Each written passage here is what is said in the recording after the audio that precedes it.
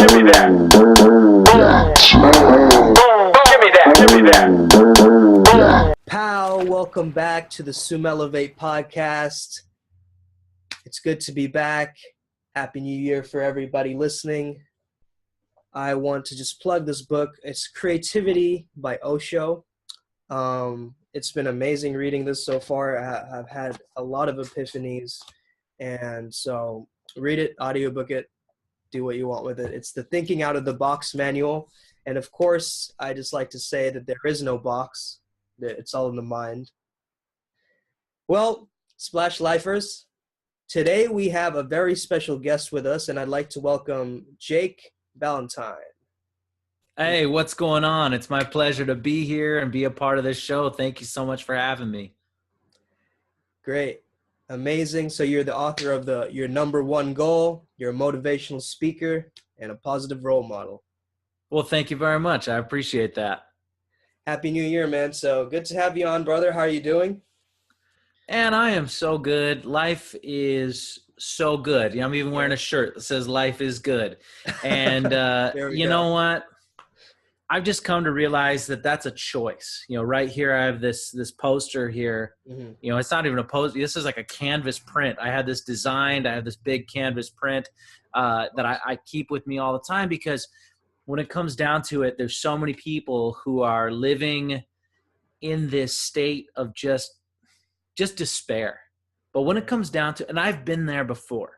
I've lived there before. So I've lived there. I've also lived in the place where I choose to focus on the good. Mm-hmm. And I have found that it is a choice. Absolutely. There are some tough things that happen in life, but it comes down to, it is a choice what we want to do. The experience we want to have, that is a choice. And Absolutely. For me in my life, I choose to focus on the good.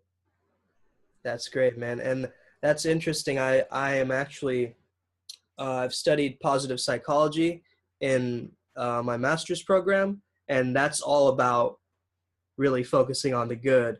However, there's a new wave of positive psychology that also talks about that you can't, you have to acknowledge that there are negatives, because it's like the yin and the yang, right? Totally. Yeah. By the way, I just switched my camera around because I realized it was backwards, and I didn't want people to go, what the heck? But there we go. Now now people can read this stuff.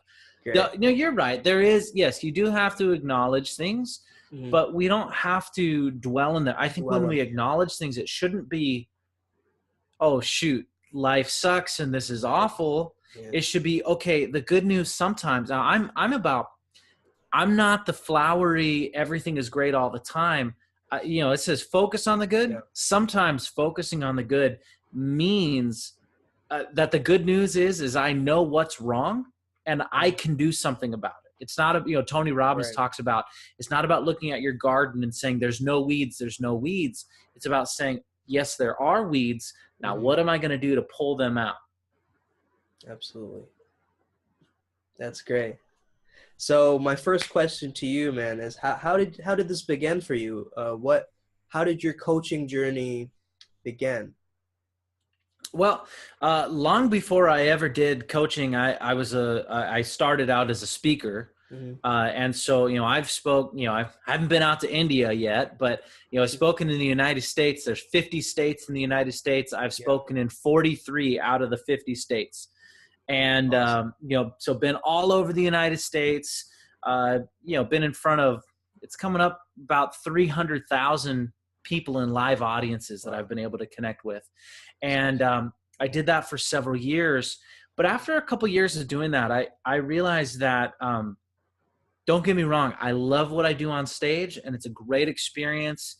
I have a lot of fun doing it, and I know that the people get a great positive experience. But I started feeling like I wanted to have real lasting change in people's lives. And that's not about one to many. That's really about one to one or one to a group. It's about consistent interaction. And so I decided I wanted to focus more on doing coaching, on helping people at a deeper level. Awesome. That's awesome, man. And so your kind of focus is on goals. And so how did that come about? Why is your book focusing on goals? And why is that your main kind of thing that's pulling you? Well, I mean, when it comes down to it, nothing happens until you decide what the target is. I think there's a lot of misconception about what a goal really is. I look at a goal like this. A goal to me is a pin and a map of where you want to go. It's saying, this is where I want to go. People say, oh, goals don't work. I think that's total BS, because like, what if you're going on a road trip, and I don't know the geography of India there, but let's say I'm going on a road trip and I want to get to St. Louis, Missouri. Let's say that's where I want to go. Mm-hmm. But let's say I don't set a goal, and I just say, you know what? I just want to drive. I'm just going to go and see where life takes me. Mm-hmm. Like, what is that? No one drives that way. But then it's important to not, like, at the same time, it's important to not just say, put a pin on the map and then throw the map away and not look at the map ever again. Right. We have to look at where you're going and where you want to go and look at the map to get there. But for me, it really started with, you know, I was going all around the country speaking to youth audiences. Life was pretty good. I had built up that was a big goal for me that I had built up, that I was doing that professionally. I was my full-time career, but truthfully inside, I was pretty eaten up. Now I look back, and it was a very dark period of my life. I was a depressed motivational speaker, which is kind of weird, because when I was on the stage, I acted a lot differently than when I wasn't, when I was living my normal life, just because I was maybe, I was telling people to live a positive life. I was telling people to, focus on their goals and do all those things, but my life was a mess. Yeah. I was 60 pounds heavier than I am right now. That was a huge goal that I reached. I dropped 60 pounds, and I changed my happiness level. I transformed my career, and it really all came down to the reason why it's called your number one goal is because it came down to focusing on one thing at a time. People get nobody, going back to the analogy of driving, no one says, I'm going to go to St. Louis and Orlando, Florida. I mean, they might say that, but you're going to do one thing at a time. You're going to get to St. Louis, then you're going to turn and you're going to go down and across over to Orlando, Florida. You're going to do one thing at a time, but you can't go in this direction of two different places at the same time. I mean, unless they're very similar. But when you look at it like that, that's when things start to change. Because for me, when I focused on, like right now is a brand new year. Yeah, I don't have a list of 30 goals for this year. I'm focusing on 2 goals. One is in my personal life. One is in my professional life. And really, I'm just focusing on those over the next 30 days. And that's it. I'm not focusing on a bunch of things, because what I realized is when I did that, nothing changed and nothing ever happened. I had year after year where I get to December and I go, oh, this year's going to be different. I'm actually going to do my goals this year. No, this year's going to be different. And nothing ever changed until I got very focused on one thing that I wanted, and at least one thing in each category of your life. If you're going to go, some people, well, I have this health goal and then I have a business goal, and that's fine. And I get that. But don't go in 30 different directions in every category of your life, because it's not going to work. Yeah. The focus is important. Right. And it's interesting how you said like small incremental changes, to your bigger goals instead of just going like making that huge leap, right? Totally. Go slowly. And it's interesting. It reminds me of this Japanese word called Kaizen, which means small incremental changes towards. Yeah. Where did I hear that? That's in a book somewhere. Yeah. I know I've heard, I don't know where I learned that, but I don't speak Japanese, so that's not where it's from, but I heard someone talking about that. Mm-hmm. And I think that is huge, just a small incremental, because when we focus on, I think we should go with, okay, what do we want long-term? Where's the place that we want to go? Mm-hmm. But then we got to break it down to, what am I doing about it today? Right. And you can't do this major journey over one day. There's You just can't. You can't do a major journey over one day. You got to break it down to one step at a time. Right. Yeah. And it's really about also, it's that continuity, right? It's like you keep it going. The momentum is there. So it's sort of building up. It's great. Yeah, momentum's huge. Yeah. So talk to me about clarity and this sense of focus that you keep talking about. Well, how important is that to you, and why do we need to gain clarity in order to move forward with our personal lives and our development? Well, I'll answer that by asking a question, and that is, do you want to be successful?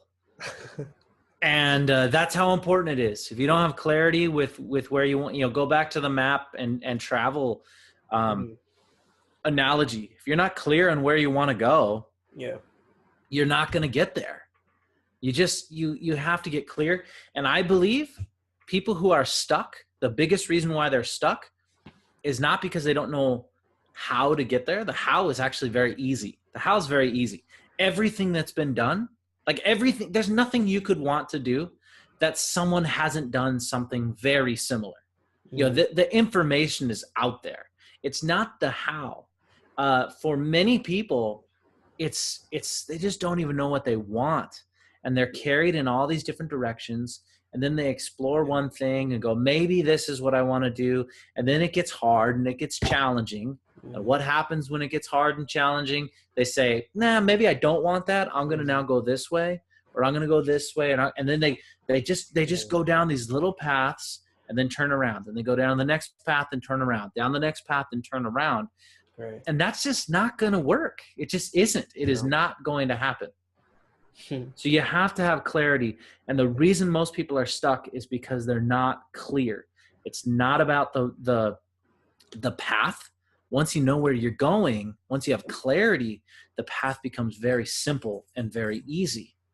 But when you're taken in all these different directions, it's very challenging to find where to go because, you think, let's say we're on a trail. And if you're going in 3 different directions, you'll go down one and then say, oh, shoot, I got to go to that other one. So now you got to go back and then start over again. No, I got to go to the other one. And then you go back and go to the other one. And it just doesn't work. Let's just do one thing. Get that focus, figure out what you want, and go and make it happen. I think about the high achievers. LeBron James is not a basketball player and a rapper and a politician and a philanthropist. I mean, he may have other interests as well, but like what I'm saying is he does one thing. He does one thing really well, and he focuses on it all day, every day. I think about it. If you had one thing where you were making $1 million a year at, would you focus on that and nothing else? I think you would, because it's bringing that, it's generating that kind of income back to you. Now he's making much more than $1 million a year at what he does. But the point is, high achievers focus, and they focus on that one thing. They may have other things that are hobbies and interests that are things that are secondary, but they have one focus. And that's why you called it the number one goal, because you're like, yep, you figured it out, the blueprint. Yeah. Great.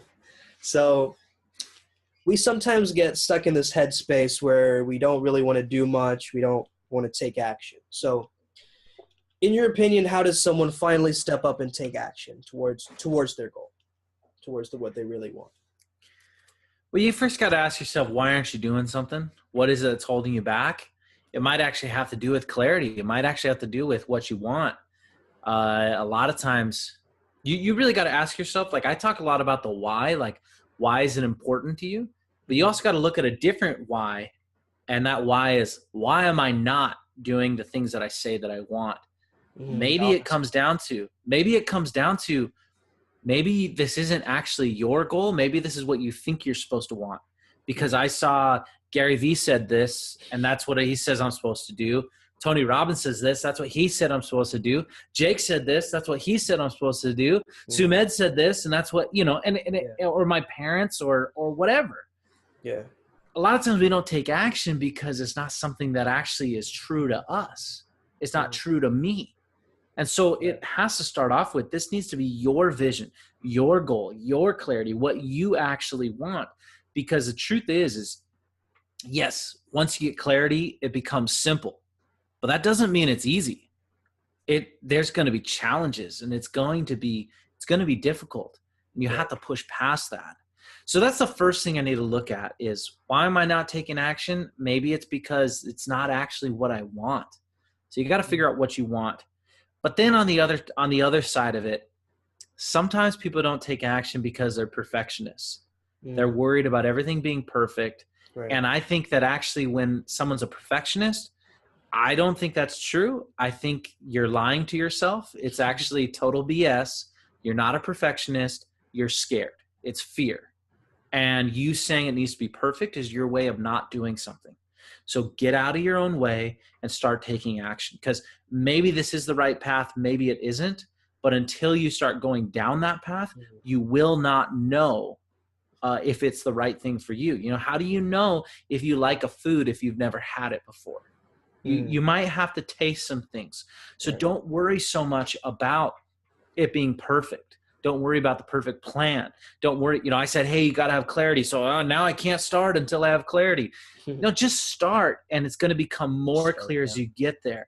I don't know why I'm on this huge travel kick as we're talking right now, but I'm thinking about like, as you get closer to something, it becomes more clear.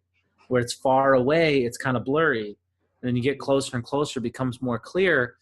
And so sometimes you just got to take a path without knowing. You know, if you don't know what to do, start moving, and action builds up momentum. And maybe as you go along that path, you might realize, this isn't for me, and you need to take another little path. Or, oh, you know what? This is a better path. Right. As long as you're still moving tweaks forward. You make along the journey. Yeah, but if you just sit at home and play video games, nothing's going to happen. And a lot of people do that. So yeah, because they think that, well, I don't know what to do. You know what? I'm just going to do nothing. Just start doing something. And then you're going to gain clarity along the way. Yeah. What if somebody is in a situation where they don't have a control over their lives? Other people are taking decisions for them. Say your parents, your teachers are telling you can't do this. How can you take a control and kind of a self-regulation where you can maintain your own self-reliance and discipline? Well, I have to kind of get a little more clear on that question, because at the beginning you said someone who isn't in control, but they are in control. I mean, that's the first thing you need to realize is no one is in control of you. No one is in control of you. The realization, the perspective shift, right? They do not have control over you. All that's happening now, I'm not talking about like a 16-year-old kid. You know what? I'm not going to say, look, listen to your parents. I don't know your whole situation or whatever. But if you're 22 and you feel like your parents are in control of you, that's not true. They are not. Maybe you are allowing them to be in control of you because they're helping you pay your bills, or you're living with them, but that's your choice. You are choosing that. No one is in control of you. And that's the first thing you need to understand is you are in control. Yeah. And even in the most extreme of situations, there's a book called Man's Search for Meaning. It's by Viktor Frankl. Have you read this book? Great book. It's amazing. So he's in a Nazi prison camp. Concentration camp, yeah. Yeah, he's in the concentration camp. And his family had been killed at the camp. Everyone he knew had been killed. And he had to make a choice. He talks about how when it comes down to it, and I'm paraphrasing, he talks about they can beat me, they can starve me, all these things, but they cannot control my mind. Yeah. That's the last line of defense. Nobody can control my mind. And I think when we have that, when we realize that, sure, we might not have complete control over our surroundings, but even that you do. Okay. Yeah. Your current situation I actually, this is something that I disagree with on some people, because some people say you're in complete control of your current situation. I don't actually think that's true, because you were in control over your current situation. Your current existence is defined by your decisions you made yesterday, by your actions of the past. Right. So what's going on now, you might not be able to control that, but you have 100% control over what the future is. That's based on your decisions today. You have control. So if someone says that's all it is, you have control. You need to realize that. Yeah, that's great. So you were saying about your motivational speaking and how you started doing that. I haven't done many public speeches myself, but I would like to get into it more. So my question to you is,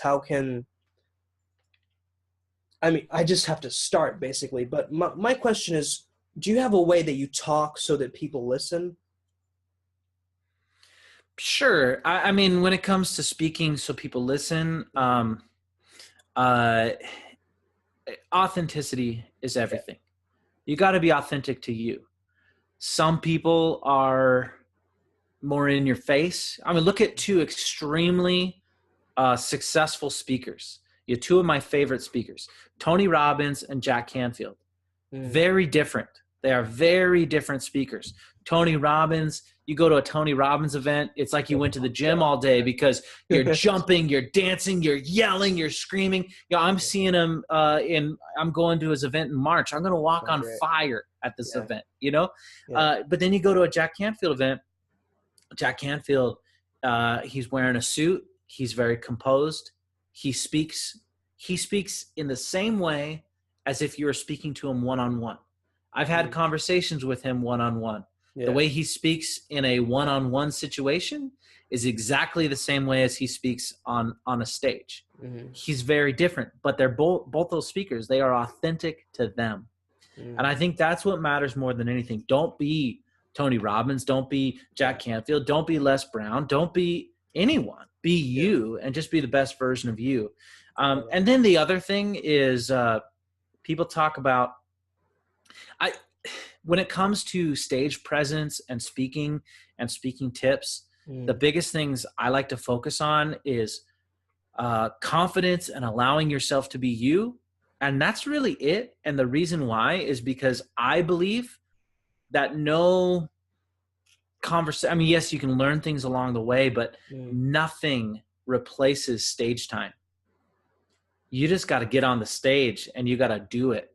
You know, I've done more than 500 speeches in front of live audiences. I am a much better speaker today than I was 7 years ago, because I've done 500 speeches over the last 7 years. So when you think about that, what they need is stage time.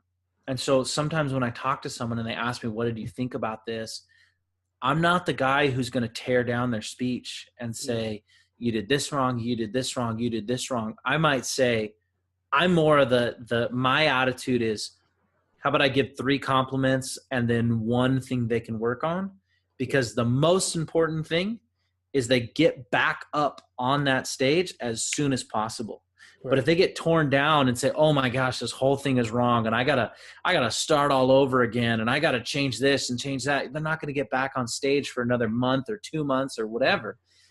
They need to be on stage immediately and as much as possible. So if you want to be a good speaker, you just got to speak as often as possible. That's great. I think, I think that focusing on the authenticity will really work in terms, because I started kind of from a theater background, and all of that is pretend. It's you're playing a character.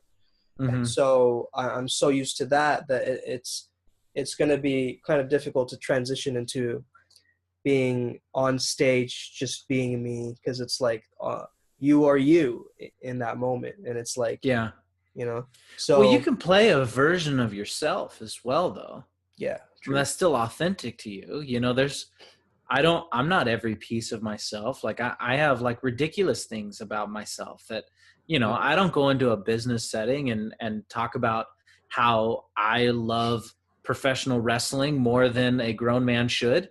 I don't do that. That's not what I talk about in that situation. Right. So when I talk about being authentic, I'm not saying that you don't. It's like You don't. finding your honest expression of yourself, kind of like. Yeah. For the situation, and also your purpose. Mm-hmm. You on stage. It's not about you. It's about them. It's about the audience. So what is the way that I can serve them the best? What is the part of me that I can serve them the best? Now, when I speak to a youth audience, I don't spend a lot of time talking about my current situations. In the youth audience, I talk about what matters to them. And so the experiences that I talk about, many of them are from when I was a teenager, and then from like soon afterwards, and overcoming, normal teenage anxiety and fears, and, fear to go out and be myself. Fears of insecurities and things like that. That's what I talk about there, because that's what matters to them, because that's their situation. When I talk to adults, it's a completely different. It's a different Jake who shows up, because I'm serving the audience. It's not about me, it's about them. So in a way, you still are playing a character. It's just you're just playing a part of you. Got it. So how can somebody make money with their message? Yeah, so that's what a lot of people want to know. They want to know how to make money. How do I make a living with this message? And that's, something I'm very grateful that I have made a living doing this, my full-time living for now. It's coming up on 6 years. I've made my full-time living doing this. Really what it comes down to, first step is you must, you have to understand who your ideal buyer is, who the person is. Now, this is whether you're talking about as a speaker, whether you're creating an online course, whether you're a coach, whatever. So first thing is understanding your ideal buyer, understanding what they want, what they need, what they care about, what problems they have, all those kinds of things. The next step is your message can't just be a good message. If you want it to be a hobby, it can be a good message. But if you want to make money with it, you got to solve a problem. People are not willing to part with their money for just, hey, I just feel good, I like this. They're willing to part with their money so that someone can help them solve a problem. So number one, understand your ideal buyer. Number two, solve a problem. That's the next step that you have to go with. After that, you need to have expert positioning. You have to have expert positioning to where they can see that you are solving a problem, that you are solving that problem. You're the person that they want to talk to. You're the person that they want to see, that they believe this is the right person for me to go to, for me to listen to, because they've been there. They've been where I've been. It's great if you can, when you try to, I think we're coming into a new age in the influencer world, where maybe a few years ago it was about pretending that you are more than you are. And that's not it anymore. That we can see right through that. You must be authentic. So speak to them as if, hey, this is who I was, and I have overcome X, Y, and Z. I've overcome this. I've changed this. I was once where you are now, and I've overcome and solved that problem in my life. Now, the next thing also, once again, when it comes to today, is a different world than it was maybe 5-6 years ago. If you want to gain trust, people do business with people that they know, like, and trust. And if you want people to trust you, you need to give more value. You need to give more value for free than other people are charging for. And I'm not talking about some cheesy ebook that has no content in it, that its purpose is just going to the next step. No, you're not tricking people into going to the next step, because all the tricks are out of the bag. There's no tricks anymore. You have to give, and give authentically. Solve a problem, solve a small problem, and give them a result. They will want to have that next result. That's what it comes down to. And even then, I just say, give. Give more than anyone else is giving. And if you do that, people will know, like, and trust you, and they will want to have whatever the next thing is, whatever that next level of involvement that you can have with them. And for me, I'm very open with my information. Now, when it comes to my time, when it comes to me helping people on a one-on-one setting as a coach, well, of course, people are going to have to pay for that. People are going to have to pay for one-on-one setting, for the group coaching, for those kind of things. Yeah. But when it comes to information, I figure this: information is out there. It's 2018. Google has every bit of information. There isn't that. What I am helping people do, I'm helping them get a result, because they've been searching on Google for years and never had that result. I'm going to help them get a result by actually keeping them accountable, by helping them create that clear vision, helping them to stay accountable to themselves of what they want to create, making a straight line instead of this zigzag all over the place line. Anyway, so next thing is give more than anyone else is giving. And then the last thing, step number 5, that is all about asking. At the end of the day, people aren't asking enough. They're not asking. They're not asking for a phone call. They're not asking for the sale. They're not asking to have people watch their whatever. Yeah. And I'm not talking about the people who are posting, hey, watch this or do this, vote for me on this stupid thing that nobody cares about. I'm talking about, you already understand who that ideal person is. So you're talking to that ideal person. You're not talking to your friends, because your friends don't care. You're not talking to those kinds of people.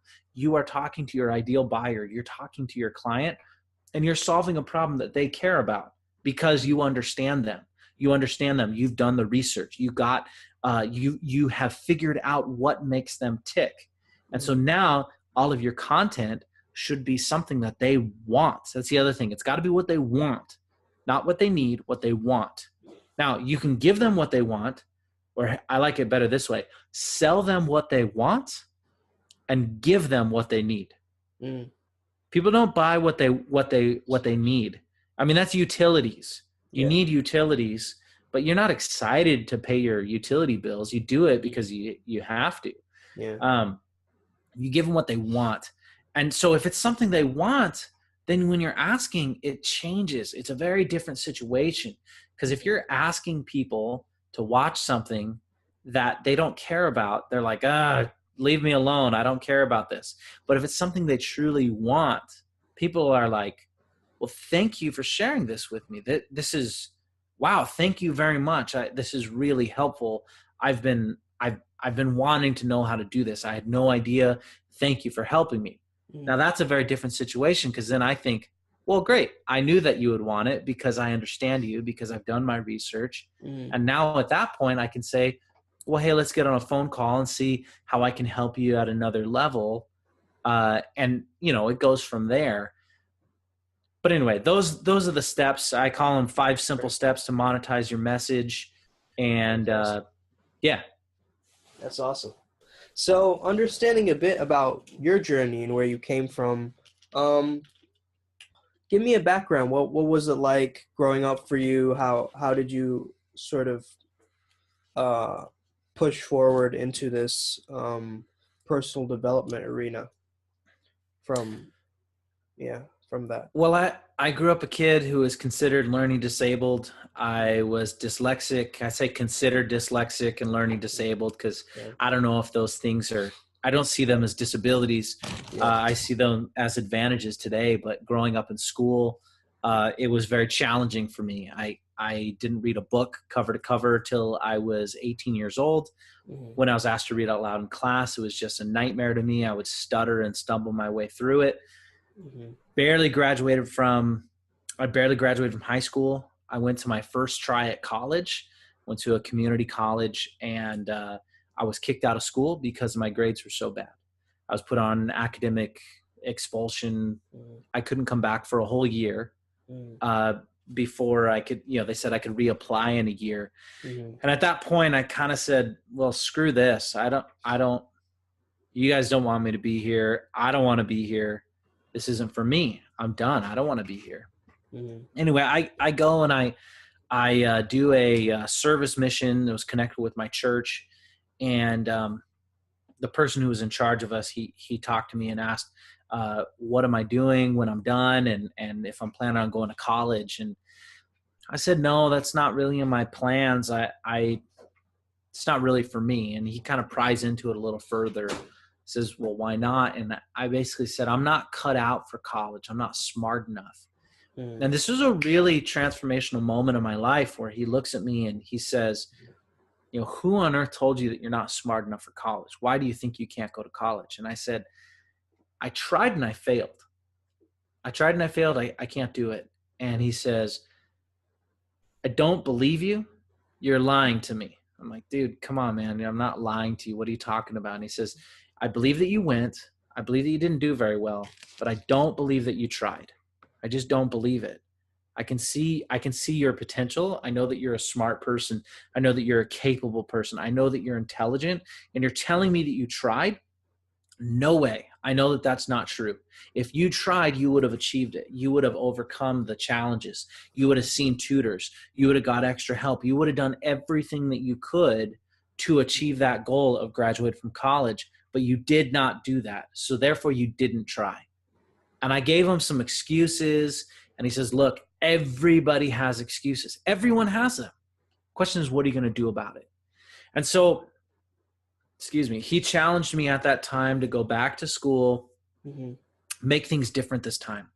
I did that. I saw the tutors. I got the extra help. I did everything that I could. And this time was completely different. I graduated from college. I did very well in college the second time through. I was really proud of the grades that I had. It wasn't easy. It was a challenge. I put everything that I had into it. And I'm not saying that, you know, right now there's a lot of talk about college, whether it's worth it, whether it's not, whether whatever. That's besides the point. To me, what I learned going back to college was I could do anything that I put my mind to. I can do things that I didn't think I could do, and I can do things that are challenging and that are hard. And when I learned that, that is what I applied to everything in my life moving forward. And that's really where it all started was, you know, what I did. And I got very into developing myself and becoming better and better. And that's where it all started. That almost sounds like a little movie scene where he was like, where he was like, I don't believe that you didn't try. Like, yeah, totally. That's fantastic, man. Thank you for sharing that story. So my next question to you is, how can somebody really take what they know best in this field of spreading a message to people, to create content with that? So what would be the best way to generate content for people? You said one would be to find out what they want and what they need. But what are some ways in generating content? Well, first of all, with content, figure out what works well for you, like what you like to do. Yeah. I don't like writing. I don't like writing at all. I mean, I've written several books. My books are books that I've written outlines for, and then I spoke them. I spoke them as if I was giving a talk. I had them recorded. I had them transposed, and then someone else edited them because I don't like writing. That's not something I'm good at. I like video. I like speaking. I like doing that. I'm good at it. It comes naturally to me. Yeah. Figure out what comes naturally to you.